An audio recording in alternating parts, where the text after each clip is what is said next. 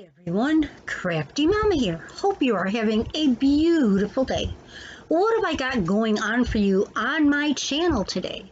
Well, I like taking glass and plastic jars and upcycling them instead of recycling them. I like to repurpose them into something new and useful. So I'm going to take my strawberry jam jar. I love strawberry jam. I'm always eating it. And I'm going to create it and make it something pretty that can sit in my craft room or on a shelf. So I need a jar and paint. I'm using white acrylic paint for this. And if you're following along, these are the things you will need. A paintbrush, of course, because we're going to be painting in things. Some scissors. I also have some Mod Podge. And that's going to come in handy because I'm going to use a napkin on this jar.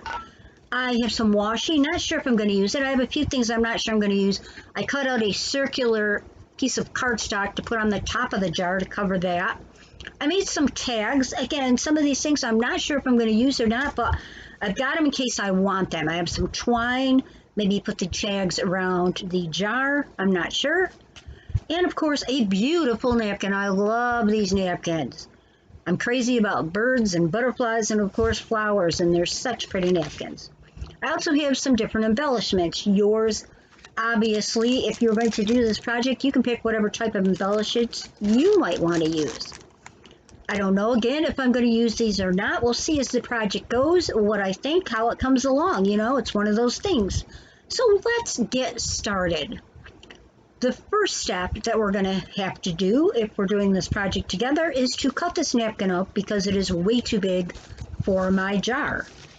So I'm unfolding the napkin. It is a 6-panel napkin, and yes, it has the birds, butterflies, and flowers on all 6 panels. And I'm glad I got a bunch of these napkins because there's other projects I want to do besides this. So to take off, I need to make this a 1-ply with just a design on it. So I'm wetting my finger a little bit and going easy and careful. You can also use a piece of tape on the back to do this, but you want it just the 1-ply, the printed ply. So I'm going to carefully pull this apart and just keep pulling it apart until I get the backing off of it.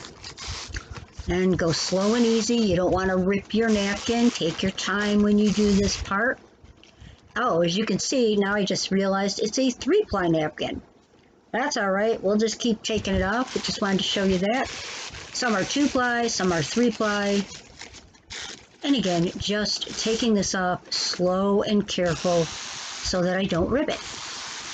And it's coming apart pretty easy.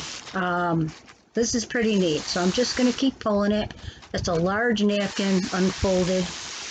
And I'll get that back part off of it, the extra plies that I do not need in the napkin, and get them off. Now, I don't throw the extra plies out. There's projects you can use that white ply napkin for as a base. If you want to paint something that's shiny, you can use it to decorate MDC cards, ATC cards, a greeting card. So don't throw it away. It does come in handy. You can stamp on it and then make your own little decals. You can Mod Podge on stuff. Anyway, back to this. So now I need to cut this large piece in half to fit it around my jar. So I'm going to cut it in half here really quick and just save the other half, like I said, for some other projects I have in mind. And I don't have to cut it super perfect, but I'm trying to cut it as best I can right down the line there. I think I did a pretty good job. I'll fold up the one piece and use it for later. And now this piece, I'm going to measure around my jar. I know it's too big for my jar, but I also know that I want the both birds to be flat on the jar, so I'm going to need to trim some probably off the top and bottom, so I'll have to work on that. I don't want the bird's head like in the part that caves in a little bit at the top. I want it on the nice even side, so I'm going to cut that. And here I have the paint in the jar and my paintbrush. And I'm going to paint the jar first before I do anything else. So I'm doing this in fast time. I like the little things that show through the jar, but it's not really going to matter. I'm just painting it to make it have a little bit of a base. You're not really going to see much or any of the paint once I put the napkin on. But I just like doing it this way better because I think the print on a napkin shows through better. So, and I don't want to put too much paint around the whole top because the jar lid needs to close on it. And it'll just get all wonky anyway, the paint from, closing and opening the jar. So as you see me, I'm painting the jar lid too. Got that going. Gonna have to let that dry. I'm back to the napkin here. I'm gonna put it around my jar and I'm just gonna start putting the Mod Podge on. And I put enough, a napkin, 1-ply napkin as it is now, is very lightweight. So I give it a second to soak in and I keep Mod Podging it so that it sticks to the jar. I know I'm gonna have to cut more off in a little bit, but right now I'm doing the Mod Podge part. So I had to switch it to the other side so I could do all around the jar, of course. And I'll keep doing this until I finish. And this is relatively easy and everything.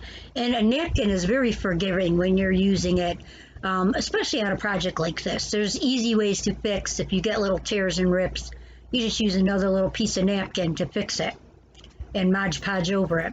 So now I'm going to take the lid, and I had this pink little cardstock that I cut out that was perfect size with my little circle cutter. And I'm gluing it to the top of the Mod Podge because Mod Podge is like glue, so I figured I'd do that. And that's all done.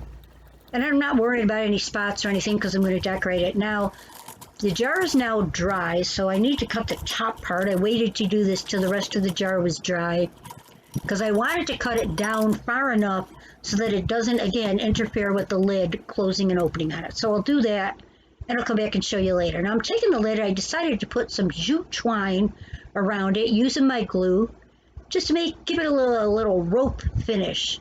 I want it to, look a little rustic. So, and I like how the rope finish looks when you do it around the lid. So here's how that looks. And I think that came out pretty neat. I like that look. I did not like my pink lid. So I'm going to change it to match more of the napkin. I'm using my close to my heart olive ink pad, and I'm going to change that. So here we have my plain jar. I'm just showing you this once again, my plain strawberry jar, and here we have my completed jar. I finished the top part. I've got the entire napkin on the jar. Here's something neat. I overlapped the napkin. I probably should have cut it, but I overlapped it. But look what happened. I think it's so neat. It looks like there's twin birds or two lovebirds on either branch. I think that's pretty neat. And then on the top, I decided to do a white butterfly and a little sticker because a white butterfly is always flying around my yard when I'm working on it and always going by my window. I did make the tags green also that I made earlier. I changed them with the close to my heart pad, but I decided not to put the tags around the jar right now. I just like it how it is. I just think it's super pretty. Doesn't look like a jam jar anymore. And I can use it for many different things. I can put rubber bands in there, paper clips, craft stuff, whatever.